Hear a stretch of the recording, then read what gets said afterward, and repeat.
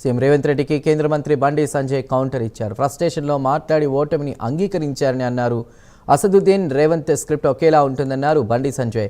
కరీంనగర్ మేయపీఠం ఎంఐఎంకు ఇచ్చే ఒప్పందం జరిగిందన్నారు బండి సంజయ్. 2 ఏళ్లుగా సీఎం రేవంత్ స్థానిక సంస్థలకు ₹1 ఇవ్వలేదని, అన్ని కేంద్రం ఇచ్చిన నిధులే అని అన్నారు.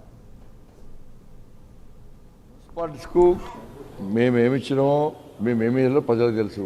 8 మంది ఎంపీలను గెలిచినాం, 8 మంది ఎమ్మెల్యేలను గెలిచినాం, మన సర్పంచ్లను గెలిచినాం. 2 సంవత్సరాల్లో రాష్ట్ర ముఖ్యమంత్రి గారు మున్సిపాలిటీస్ కానీ, కార్పొరేషన్స్ కానీ, గ్రామ పంచాయతీలు కానీ ఏమి ఇచ్చాడో ఫస్ట్ చెప్పాలి. ప్రజలు ఇవాళ అదే అడుగుతున్నారు. ఇవాళ మున్సిపాలిటీస్కు, కార్పొరేషన్స్కు, గ్రామ పంచాయతీ ఒక్క పైసనని ఇచ్చేయండి. కేంద్ర ప్రభుత్వ నిధులు తప్ప ఒక్క పైసనని వచ్చిందా?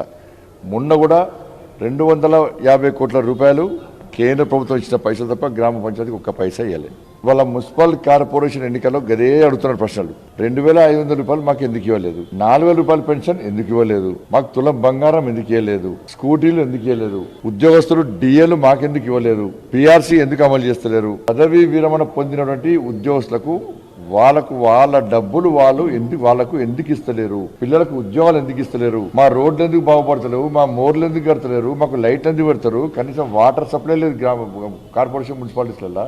శ్మశాన వాటికలు లేవు, కమ్యూనిటీ హాల్ లేవు, గుళ్ళు లేవు, బల్లులు ఏమి లేవు. కాబట్టి ప్రజలందరూ బీఆర్ఎస్ మీద కోపంతో బీఆర్ఎస్ అవుట్ పడేసారు. బీఆర్ఎస్ మీద కోపంతో కాంగ్రెస్ పార్టీ ఓటేసారు. ఓటేసాక 2 సంవత్సరాల్లో కాంగ్రెస్ పార్టీ బండారం అంతా బయటపడ్డది. కాంగ్రెస్ పార్టీ 2 సంవత్సరాల్లో ఏం చేయలే, ఇక చేసే ప్రసక్తే లేదు, ఆ పార్టీ మీద నమ్మకం లేదు అని చెప్పి భావించే ఇలా కార్పొరేషన్లో, మున్సిపల్స్లో భారతీయ జనతా పార్టీని గెలిపించాలని చెప్పి ప్రజలు ఆలోచిస్తున్నారు. అభివృద్ధిని మధ్యలో ఆపొద్దని